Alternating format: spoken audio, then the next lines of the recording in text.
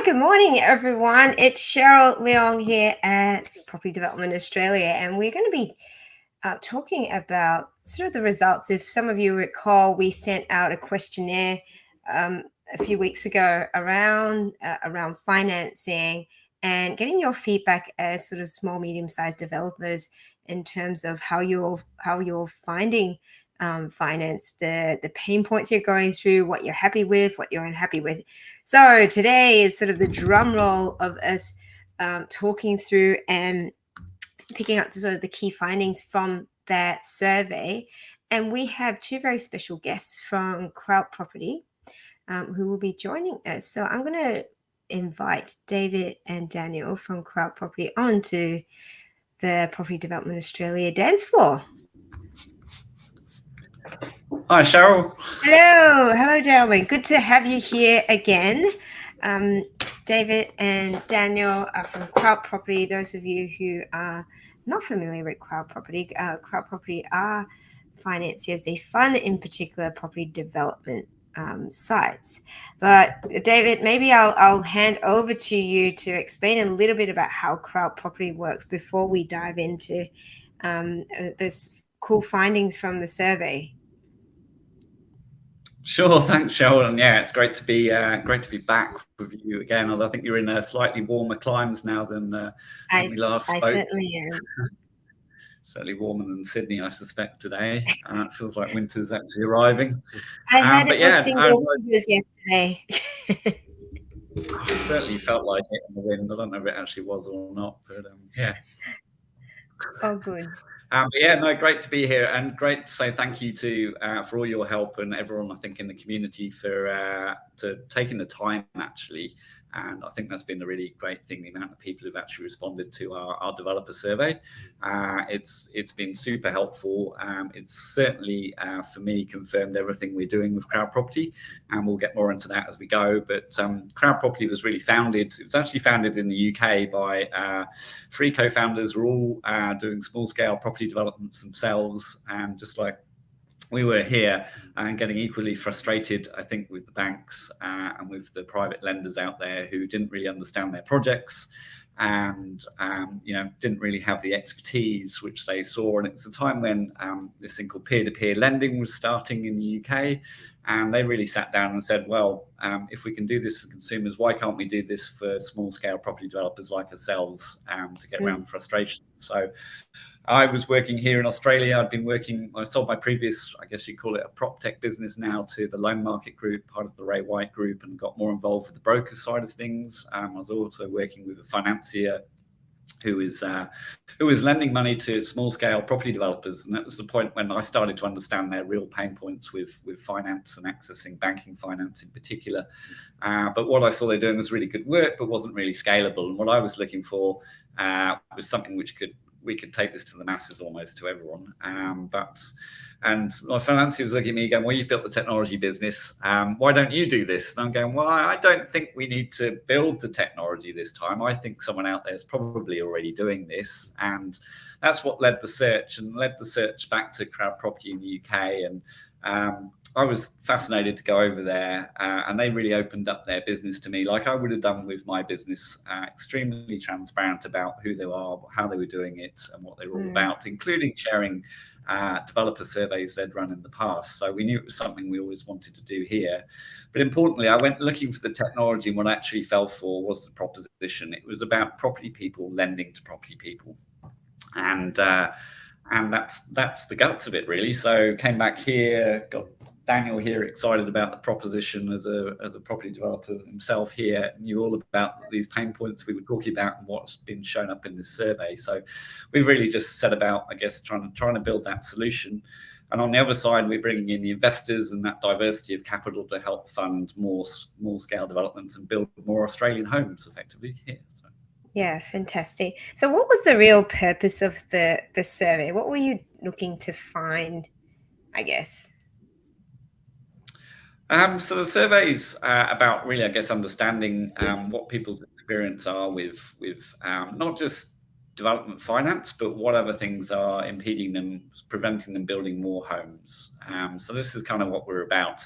So I guess we're out there to find out what it is, and for us, it helps us build our proposition and helps us hopefully provide some of those solutions. We can't solve them all, but certainly for us, it's been very educational, and helps us improve our proposition really.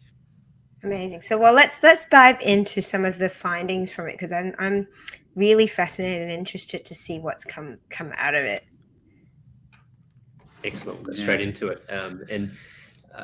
So we'll go through some of the details of the findings in the survey, and it was really insightful because the UK, Crowd Property in the UK has been running this for a number of years now, and it's really exciting to see that we've also validated some of the findings that they found too, including the frustrations with finance and the what we can do to help property developers to get their projects off the ground. So we're going to talk a little bit about the survey which we've done, what a typical developer looks like, the kind of deals they're doing, difference between the full-time developer versus the aspiring developer, and we'll see some of the differences in deal sizes, for example, and deal numbers.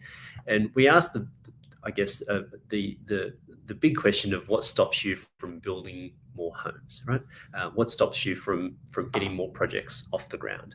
Where do you get your finance from? We're going to talk a little bit about equity, and we're going to talk about how you may not be satisfied with your current lenders. We're also going to talk about things that are important, and then we're also going to talk about a couple of things from the investor side as well, and what this could mean for the investors in your group. So it's a two-sided conversation, one I guess for developers and the other side for investors in the group as well. So right, so we've got an overwhelming response from the group, and thanks to you and the wider group, Cheryl.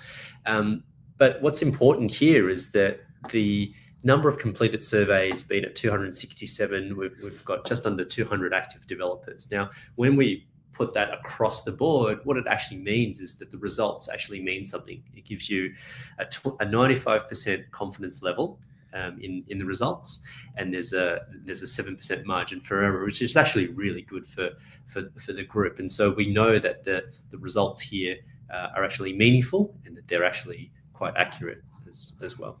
Yeah, and hopefully it's interesting. Everyone's working on their own or in small teams. We're all going through, what the problems are, but I think it's interesting to know what else people like you are dealing with, and maybe you're not alone in this, and which is where I think your group's so helpful, Cheryl. And hopefully you've informed that with a bit of data. Yeah. This is what I do like, and you talk about property finance by property people. Everyone is going through some sort of, I'm trying to finance my project, or I'm finding challenges with this, or midway through. So it's really important that we are bringing it all together in one spot in some way or form, and trying to see if there are trends and there are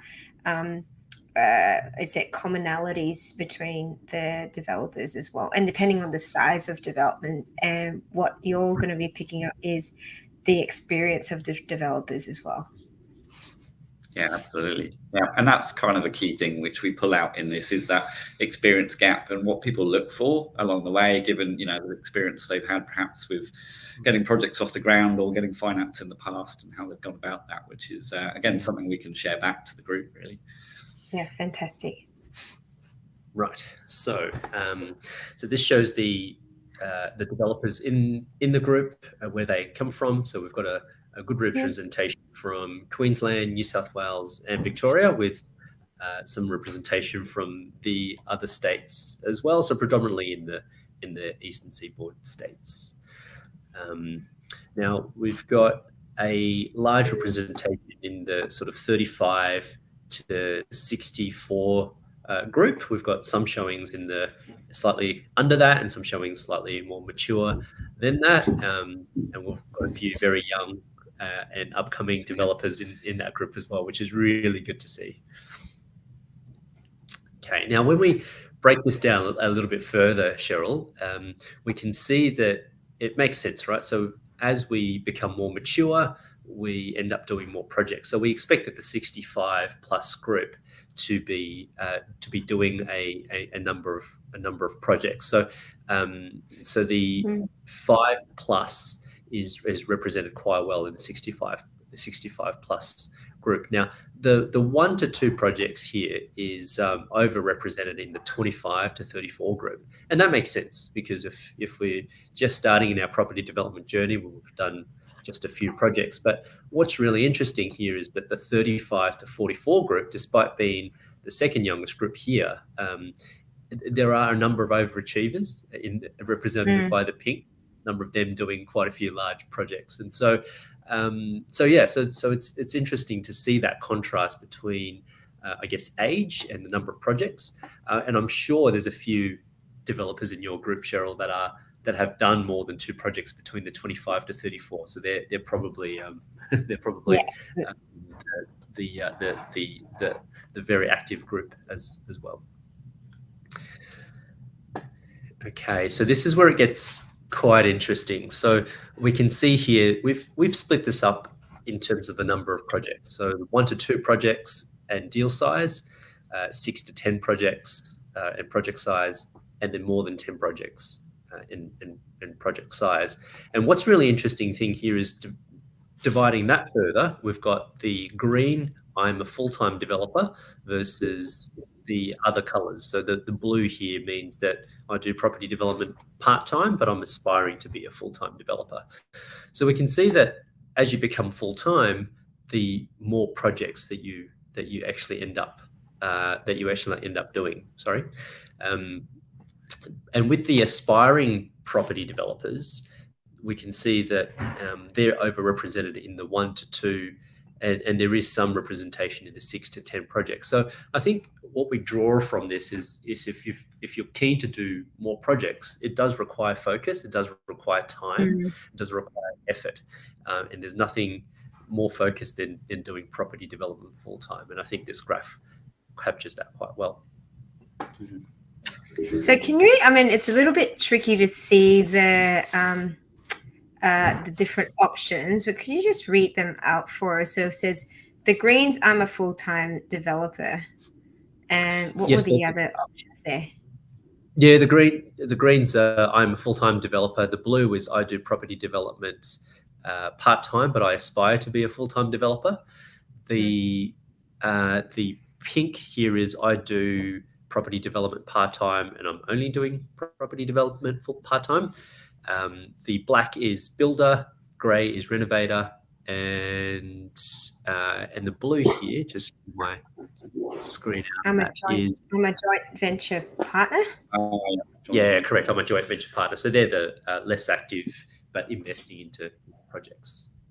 It's interesting that, and maybe it's just the people that were responding, that the renovators and the joint venture partners didn't show up as much in the 6+ projects. Yeah, it's very interesting, right? Because we know that's renovations are quite time consuming and occupy a lot of headspace as well. And maybe it's because that as you do more projects, you may wish to scale up as you grow to do projects that you can run and not have to I guess manage on a small scale. So as you're doing more projects, you're doing larger projects, and you're doing more development projects where there's a bit more control on the timelines. Yeah, and certainly we see lots of project applications from renovators who are looking at dipping their toe and actually doing larger projects and project developments on their own as well. So maybe there is the lag. It's something which is more understood, but if you get more into it, and perhaps joint venture could be the same. I mean, there's a hypothesis you could test there, right? Around perhaps people are coming in as partners to start with and dipping their toe in the water. And I think that later slides we talk about the experience and the time lag to getting into doing your own deals as well. Might shed a bit of light on that. Yeah. Awesome, that's good. Yeah, so this is interesting. We surveyed people on how long they've spent learning about property versus how long they've spent time in developing property. And you can see here that whether it's 1 or 2 projects that they've done, or 6 to 10 projects they've done, or more than 10, there is that lag between the two. And looking at this, we can extrapolate that there's probably a 4 to 6 year gap between the two. And what that means is most people don't jump straight into their first project when they get into property investing, right? They spend time learning about it. They spend time reading about it. They go to seminars. They go to groups. They go to networking groups like yours to learn from others, whether it's the positive lessons or also the negative lessons that you get, right? The learning experiences, as we say. And and that 4 to 6 year gap gives them the confidence to then go and do their projects. So what's interesting here is that in the more than 10 projects group, these guys have spent more than 20 years learning about property in their lifetime, and they've done anywhere between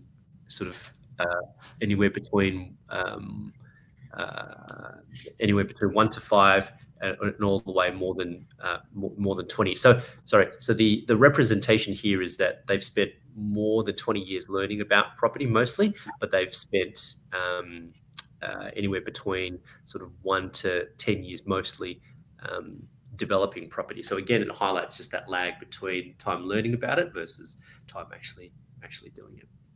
Yeah.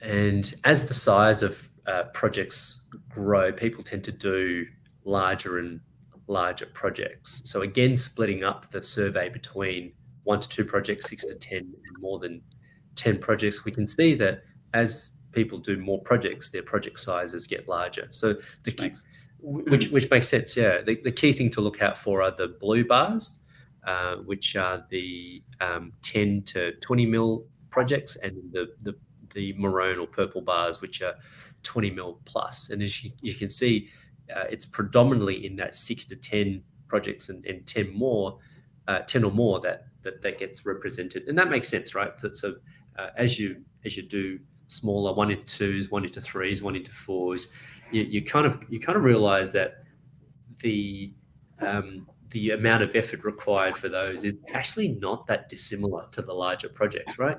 If you're applying for planning approval for 1 into 2s, you're doing that for a 1 into 20. If you're doing that for a subdivision 1 into 2, you're doing that for a 1 into 10. So as you scale up in project size and project number, you tend to end up doing more and more projects and larger projects as well.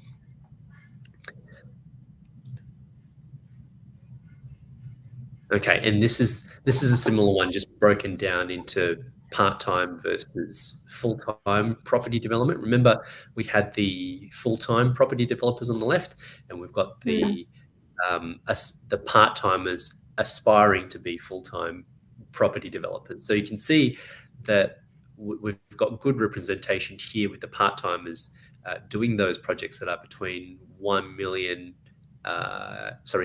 2 million and under, and there are some that are sort of 5 million under. But as you become full-time, you're really getting to those larger projects that are sort of 10 mil, 20 mil plus. And again, it's that focus, it's that time, and it's the scalability, really. And we're going to talk about that later on as well.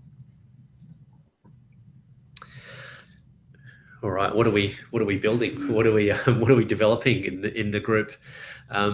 Quite a few land subdivisions, which is the second highest, and there's a fair few renovators in the group as well. But predominantly, we're talking about new builds. We're likely demolishing a current dwelling, probably an older dwelling, and just building new dwellings, whether it's 2, 3, 10, 20 townhouses or more. So 72%. That's 3/4 of the group have said that's what they're doing. That's not to say that the other groups aren't important or aren't represented. I think it just shows that probably the scalability of that grows over time. So as you end up doing more projects, you end up following that formula of demolishing and building new, which is a lot more controllable from a time perspective, and certainly a lot more scalable from a predictability perspective. Okay, so what stops you from building more homes? So very interestingly, this is raising project finance from debt, right? So it's interesting to see that the most important factor that stops people from building more homes is their ability to get finance from a bank or a non-bank lender. And it's quite well represented. We're talking over 55% here. The second most important being equity, so the component where it's the amount of cash that you need to put in, or the amount of value that's raised as a result of getting approval, for example. And there's a few other factors as well. And what's interesting here is, as we combine the first and second most important issues, it's still raising project finance or debt, right? And it further, I guess, validates what we talk about in terms of getting financiers to understand your projects. And we see this as a big gap in getting projects off the ground. And if that is the most important thing, well, somebody out there should be solving that issue. Yeah, absolutely. And I think in size and scale of project, this is very important as well. So there are a lot of lenders which look at the small scale stuff, and that comes out in some of the comments later on as well. And we are a lender. No, we didn't just draw those bars to make it look like the real pain point. And there's lots of other reasons in there of why people struggle to get projects off the ground. The planning system comes out. I think a reflection of perhaps the group's experiences, my own knowledge. But yeah, it was quite stark just how hard it obviously is for people to raise debt and equity for their projects, really. Yeah, it's interesting that I would have thought that raising equity would have been the number one thing, because I see, we see it all the time. People are like, I've got this project, I need some investors to put in money or whichever, or I need to increase the amount of money that I put in. So and I would have thought that was because there is so much choice as well in terms of finance, that it would not be as much of a problem as the raising equity component. So it'd be interesting to understand what is the pain point with raising project finance. Is it raising the finance, or is it finding the right type of finance? And that's a very good question, Cheryl, and we'll get into that in a bit more detail in a moment. So looking at where you get your finance from, so we asked everyone who responded, where do they actually get their finance? How do they actually get it? So it's a 50-50 split between those that exclusively go with a broker versus those that go with a broker and apply directly to financiers. There is a small group that don't go with brokers and they go directly to lenders. We find that those are the more experienced. So again, 6+ projects, full-time developers that go directly, and we think that they want to develop that relationship directly with the decision makers.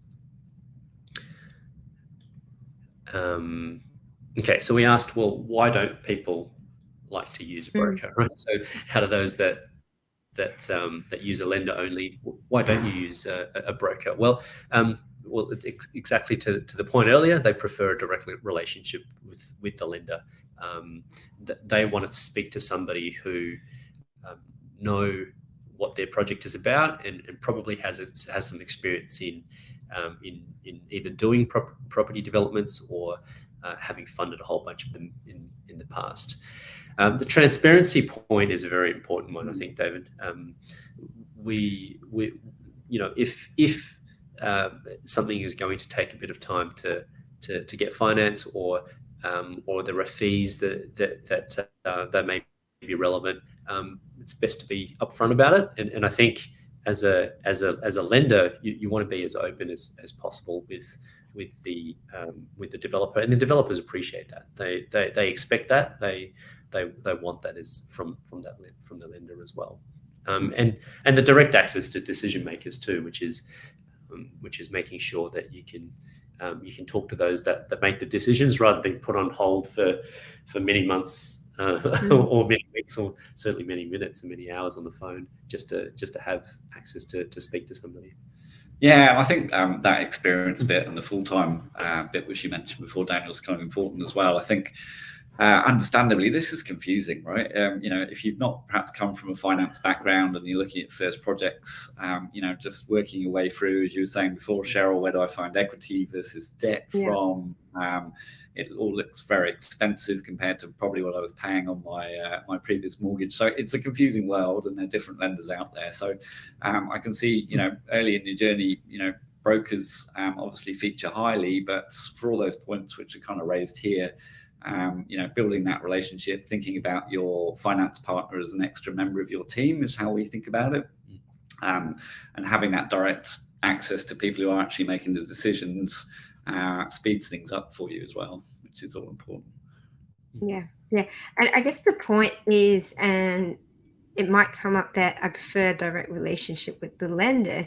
It's them knowing which lender to go to begin with, and that they can build that relationship. It'd be interesting to see how they find those lenders and make the decision as to who I'm going to use. Yeah, and I think people have had, as it comes out with some of the comments about existing lenders we'll get to, people have been burnt by those relationships as well. When you're asked to pay large upfront fees before you even understand what the terms are of the deal you're going to do, or what fees you're going to be charged down the track. We spend an awful lot of time, I know Daniel and team do here, actually comparing term sheets for people. And explaining, well, actually, you haven't paid your X $1,000 fee yet, so you haven't learnt about the exit fee, which will come as part of the package. So that again comes back to that second point there, which is I don't find them very transparent, and that's not necessarily for brokers. I think that's about the industry as a whole.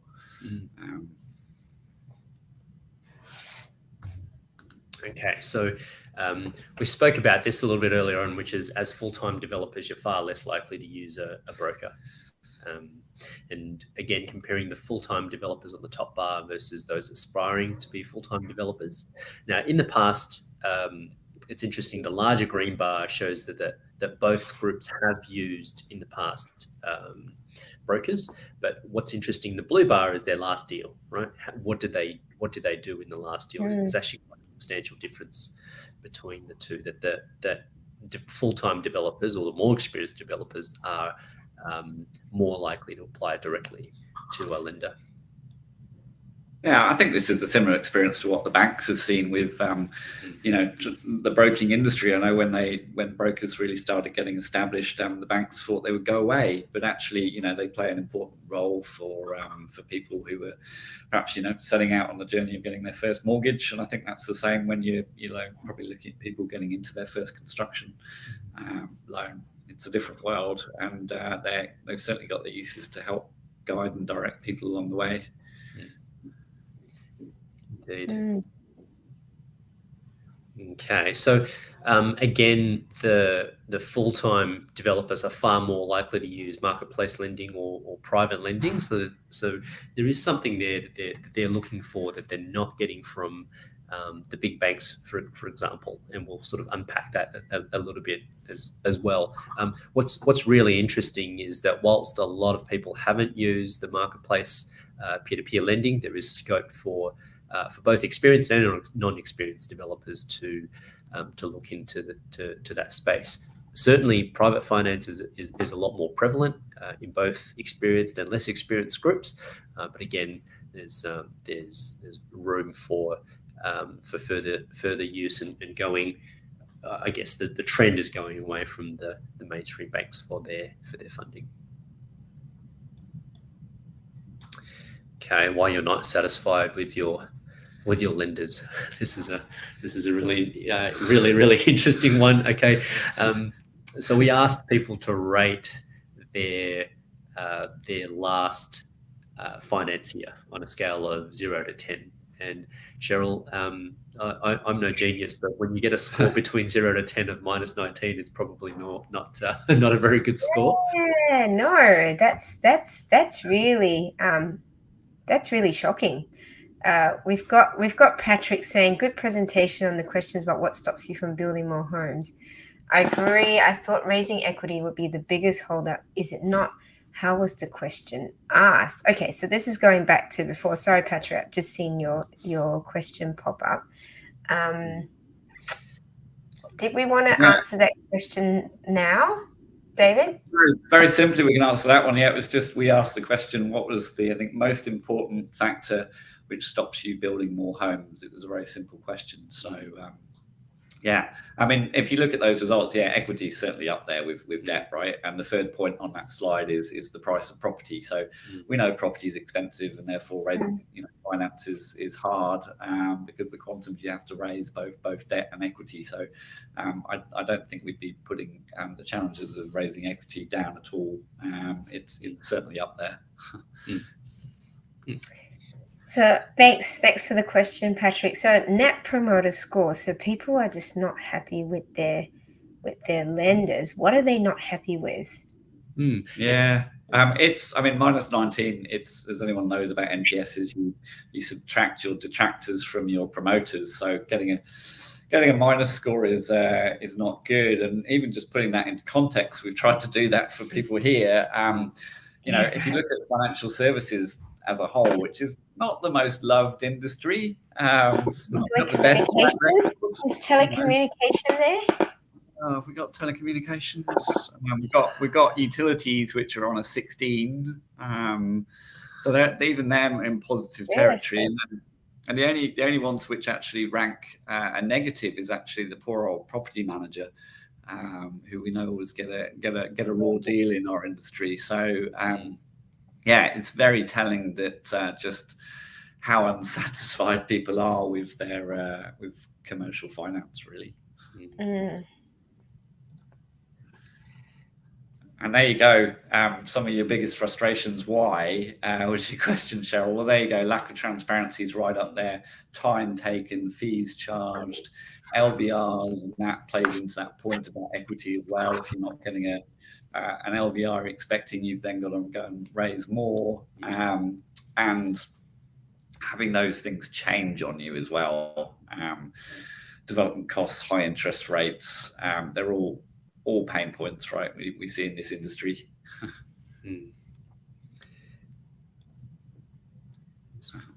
Yeah, and these are just some of the quotes we could actually probably play out today, which are repeatable.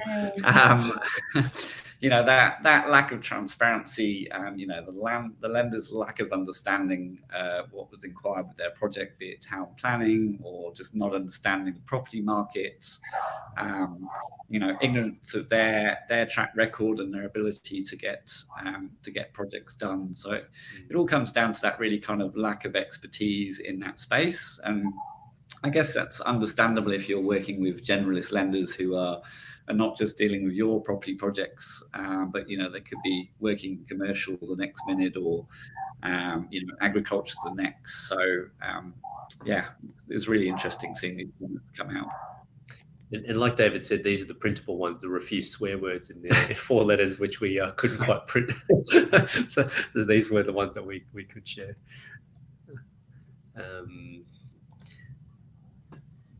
So what is important to you? And reliability of finance, the fact that if you're getting financed by somebody, you want to make sure the money is there, right? That's probably, and it makes sense.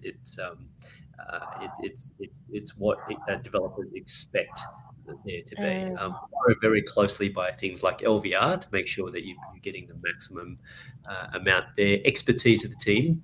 Does the team know what you're going through? Have they gone through that journey before from the developer's perspective? And and speed of finance. It's no use if you get you're 6 months down the track and you're trying to get funding from a financier. You want it much quicker than that.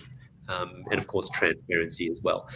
It is really interesting, Cheryl, to note that things like the exit fees and things like interest rate, that is far down the importance scale.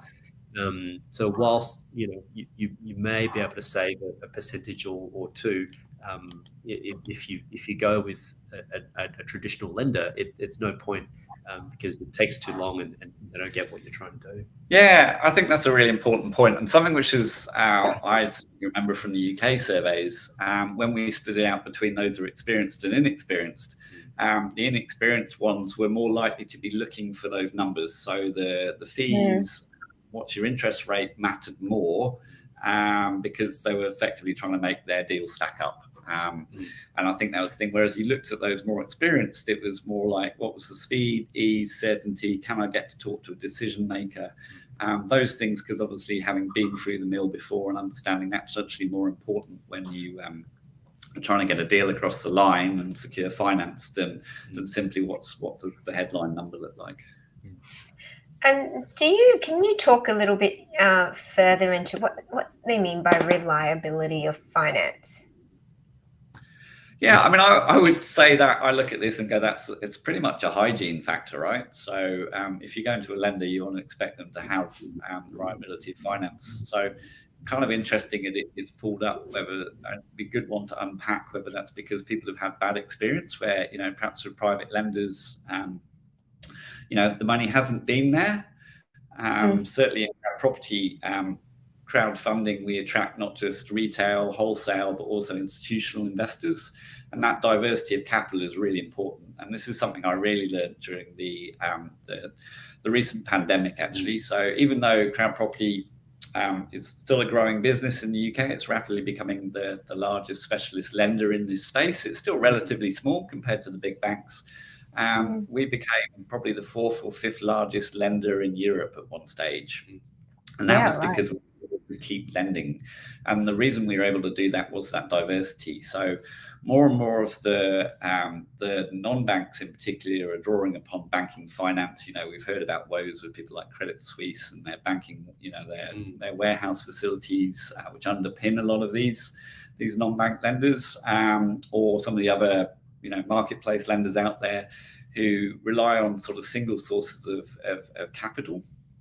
And that can put you in a difficult situation as a lender if you don't have that diversity to draw upon. If something outside of everyone's control, like the pandemic, comes along, you want to be able to have that diverse sources in order to be able to keep lending, because your borrowers, the worst thing you can do is actually stop lending when they're halfway through a project. So I think that reliability of finance, we sort of take it as a bit of a given, as a hygiene factor almost, but understandably what you're looking for, right? That's the main. Yeah. And I'll share an experience where we had a project. This was a few years ago and pre-COVID. The lender we'd agreed to terms and LVR and rates and everything else. And 2 weeks before settlement, they came back to us and said, "Oh, we've got to pull back the LVR."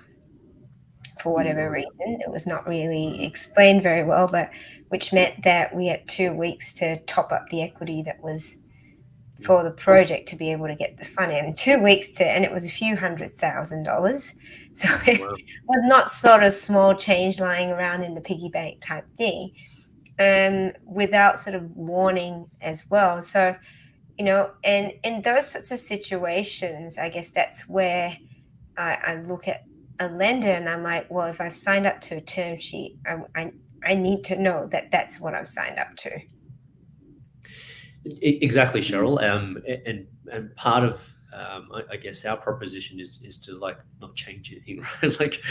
It's one of the pet hates as a developer. You get last minute changes, and that's actually one of the frustrations that we often see in these surveys. And we talk about the pandemic. We fast forward that a couple of years. We're seeing more and more projects land on our desk which have been halfway funded through, and the current lender has stopped lending for that very reason. So they've come to us and said, look, can you please help us through?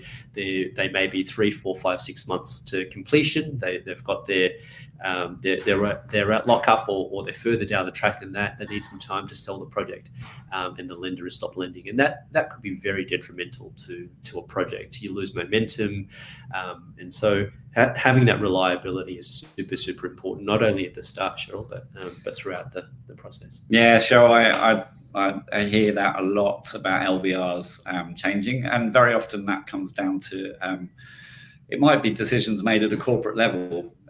We've heard frustrations of people we've known who've worked in banks who've had to give the bad news out to their borrowers, but they've just been told, look, computer says no now, you're in this area, this bucket, we're coming back in all our LVRs. So again, that's something, as Dan says, we commit to up front. We give you, indicative terms within a day or two of you giving the information to us, and those terms stay. So we might then go and do our detailed due diligence on the project.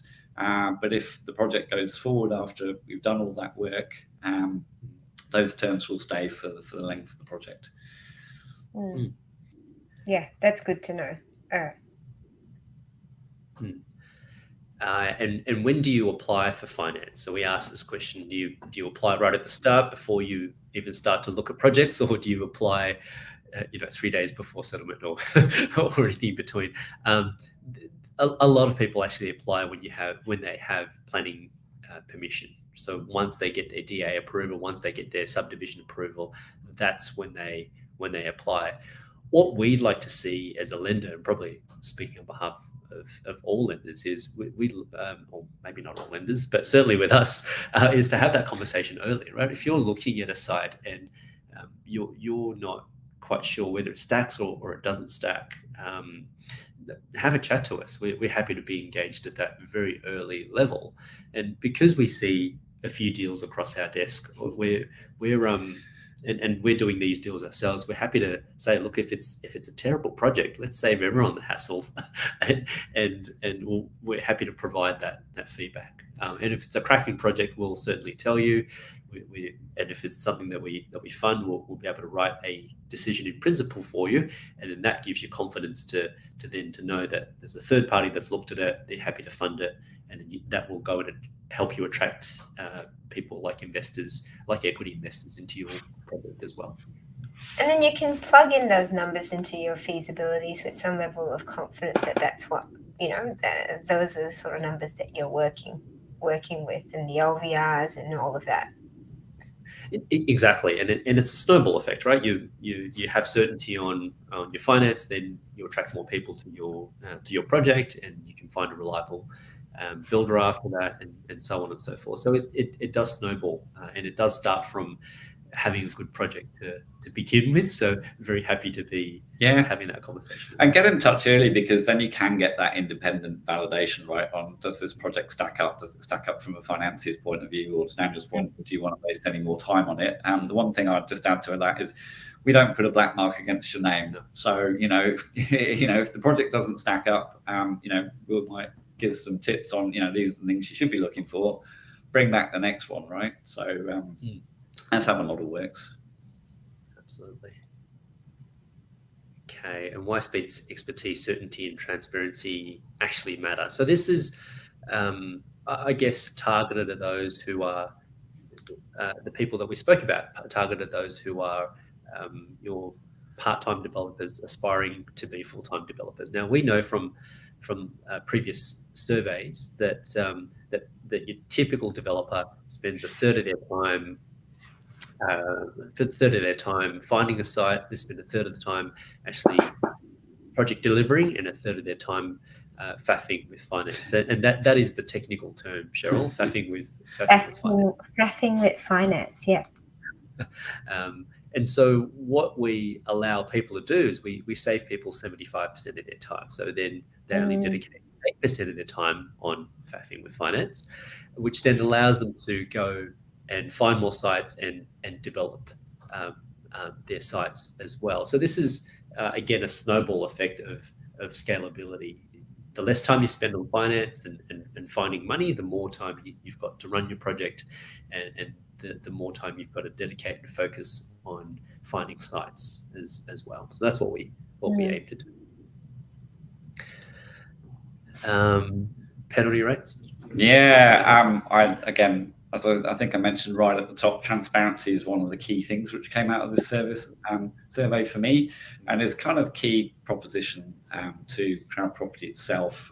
We're very transparent about our rates. It's just amazing what we found. 25% of people did not know the penalty rates when we asked them about it. And some of these can be quite substantial, right? When you're paying, 2% per month if you run into problems. Even with all the best will in the world, we know things happen which are outside of our control, right? So knowing what these are is very important. But there's a whole raft of other things in there which get hidden. I mentioned before the amount of time we spent explaining term sheets and how they work, but it's figuring out things that exit fees, which are a percentage of your GRV, which is actually a lot more than it sounds. Adding in loan management fees, isn't that just the lender doing their job? Why are you paying additional for that? The other costs which are always involved in getting finance, like getting independent valuations and QSs out there.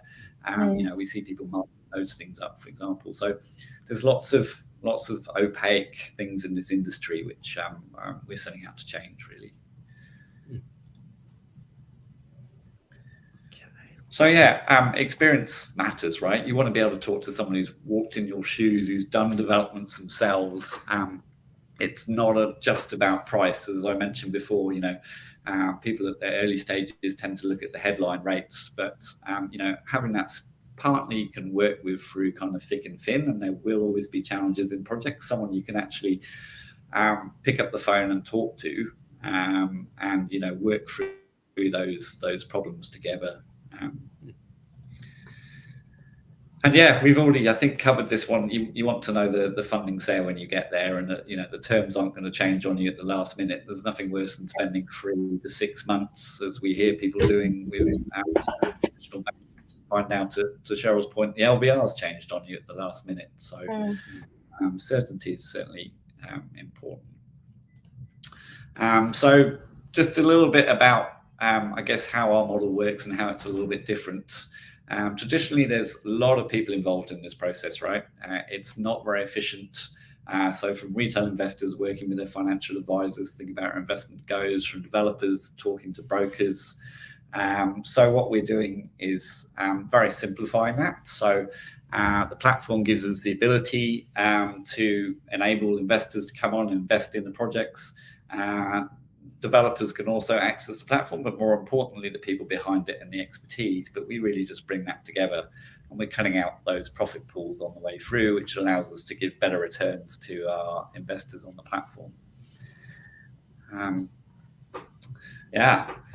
So that's what Crowd Property is really trying to do, is trying to bring access to real estate investing, which has traditionally been the preserve of debt investments, in particular, have been the preserve of high net worth individuals, probably with a lot of time on their hands, or institutions which have been in this world before. As I said, it really gives you that opportunity to get into high quality projects which have been through, I guess, our expertise, our due diligence, but then the transparency is available there. We make all our information on the projects available on the platform, so investors can go there and actually see what they're investing in. You're investing in projects which are always taking first mortgage security with sensible LVRs on them, and you're working with an investment manager who's got a track record of 100% paying back interest and capital on their investments through the good and bad times we've alluded to. That's the model, really. We're both on property investors as well as property developers, so we kind of understand what you're looking for, and the platform enables us to give those kind of efficiencies. So if you're coming investing on our platform today in a great project, you can get an 8.5% per annum target income return in a project which typically runs on average about 14 months, but it could be anywhere between sort of 6 and 18 months. And it's open to all Australian investors, which we're very excited about crowd property. Fantastic. Because so previously, just to go back, you were because you were wholesale, you're licensed to only accept wholesale investment money. Recently, you've got your big tick of approval from ASIC to be able to bring on retail investors. So retail investors, in common words, I guess, is your mum and dad investors who have a little bit, who have some savings and want to be part of this.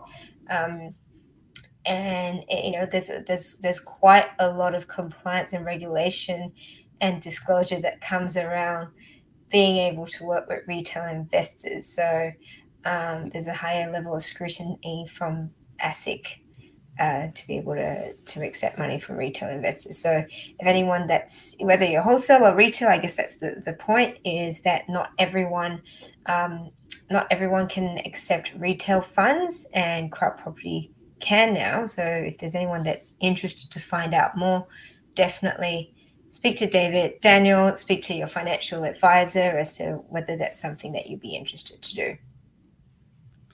Yeah, absolutely. Thanks, Cheryl. It's generally an opportunity. I think we've all been running our own projects and thought about how do we get our community involved, our friends, family into that, and it does give you genuinely an opportunity.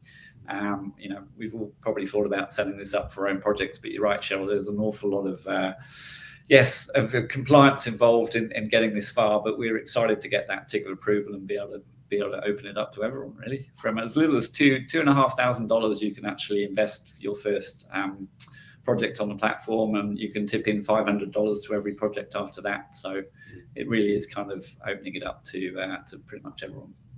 Yeah, great. And before we sort of wrap up, Daniel, and I know you have something to say as well, full disclosure, crowd property have funded our projects, and I think we've been working together for 15, 18 months, give or take. And even with our new projects, the experience has been, I said, it's all about the collaboration, the fact that I can go to the team and talk to them about, here's the next project that we're getting, you know, these are some of the numbers, what do you think?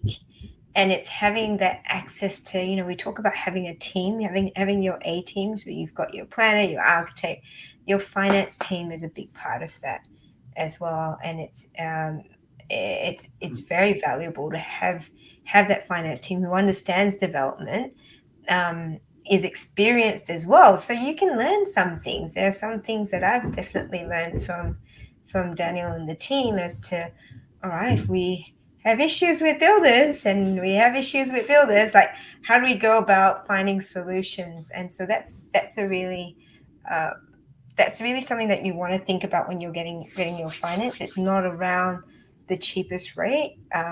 Yes, you know, we've had other funders as well, and the ones that have stood out the most is that the ones that I can go directly to the lender and talk to them.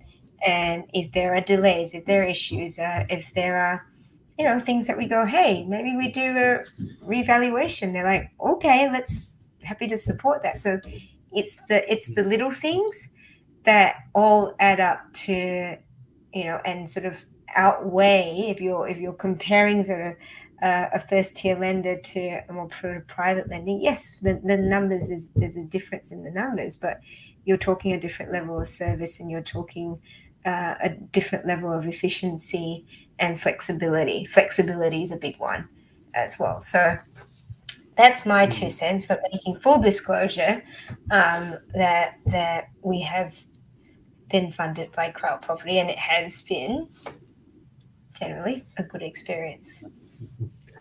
That's very kind, Cheryl, and thank you so much for that. And I've got to say, you've been very good to work with as well. And it's when when projects go well, everything's fine and dandy, right? It's when projects have some headwinds that you know who's really on your side, and we're glad to be working with you on your projects, and it's projects like yours that we love to fund.